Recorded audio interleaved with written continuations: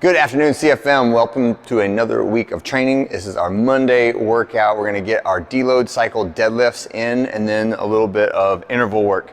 I'll explain that in a second. First, let's start with 3 minutes of your choice warm-up pace cardio. Then I want you to get a PVC pipe and a barbell out. We're gonna do, before we do the pipe though, we're gonna do leg swings. So hold on to something, big leg swings. I wanna see hamstring at the front, hip flexor at the back, trying to keep your hips and your torso in the same position.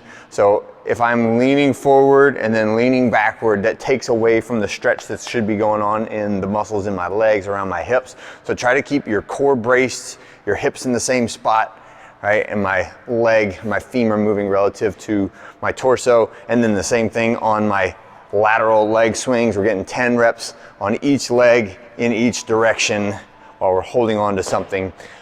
And this is one where sometimes we do it for balance, right? And other times I'm doing it for the amplitude of the movement, right? So today I wanna really stretch out the hamstrings.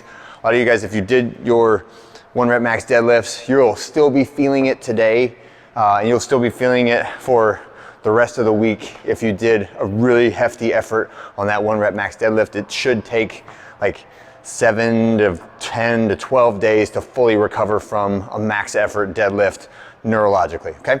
All right, so that and then our PVC psoas stretch. So pipe into the ground, opposite foot right in line with it, big long lunge, and I'm rotating my body away from the pipe while I'm pushing my hips forward to get that deep hip flexor stretch in the psoas. Get that on both sides, 4 reps on each. So I would step and stretch, switch, step, and stretch, like so. The last one is a Jefferson curl. So now we're encouraging motion of the vertebrae. I'm curling my hand to indicate I wanna see first your neck, then your upper back, middle back, lower back, all curl down, and then unwind it on the way up. Low back, middle back, upper back. Finish with the neck. So make sure your head and your neck are involved in this stretch and we're not just deadlifting and then reaching with your head at the bottom. Try to initiate the way down with your head and neck and don't extend your head and neck until the top of the movement, okay?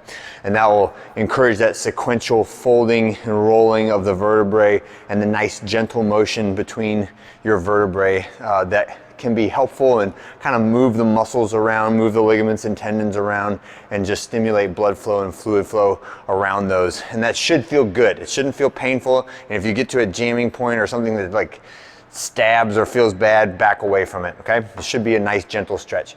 But get 4 reps of those, and you can do that with a barbell if you want to, but we're just not gonna do it heavy. And then we are contrasting that with our Romanian deadlift. So now we're bracing up shoulders, we're bracing up the core, we're bracing up the low back, and we're just doing nice, smooth Romanian deadlifts. And as we go through those rounds, I want you to go progressively heavier, so 8, 6, 4. And then when we get into the strength work, we're doing our tempo work on the deadlift today. So at that 40 to 50% weight range, we're gonna go, excuse me, down to the bottom, in control, no momentum, freeze for 2 seconds, bar touching the legs, and then squeeze and stand tall. All the way down in control, freeze for 2 seconds, and then squeeze and stand tall, okay? So it's a 2-second pause below the knees with the weights, excuse me, not touching the ground, okay? That is our strength work for today. Keep the bar out because we will need it for our interval workout. So the tempo on the intervals is gonna be 4 3-minute rounds. However, the amount of rest you get will be variable, and I'm gonna give you a target, and you can tune the weight and the effort and the number of reps in order to achieve that target, all right? So the target is 2 minutes of work, 1 minute of rest. Within that 2 minutes of work, I want you to get done 8 reps of a bent over barbell row, approximately 115 or 85 pounds. So from that bottom of the RDL position, bar not touching the ground, row until the bar touches your chest, and then extend back down to straight arms, okay? Next, get our kettlebell, and this is an American swing with the moderate weight, so 53-35 hips to the overhead position. 8 reps of our kettlebell swing, pull it into your chest. 8 reps of our goblet squats, same weight, and then finish with burpees, right? So here's where the variable part could be in. I would like to see 8 burpees if you can. However, if you can't get to 8 burpees, and burpee is just my whole body touches the ground, up, whole body off the ground, right? So if you get to 2 minutes and you haven't finished your goblet squats yet, then I want you to either decrease the weight, decrease the reps, or a combination of both those things, or work harder, go faster, right? So that you can get into some burpees, and your score will be the burpees, right? So everything else, the bent over rows, the kettlebell swings, and the goblet squats are all your buy-in, and I've tried to structure it so that you should have time to get some amount of burpees done. If you get 4 done, that's fine. If you get 12 done, even better, right? I'd say median of about 8, but tune the workout so that you get that amount, and I don't want you to go past and get 8 burpees, but then only get like 15 seconds of rest. So it'll be about that range, all right? Okay, oh, and the burpees, okay. Target 6 inches over my 2-hand vertical reach.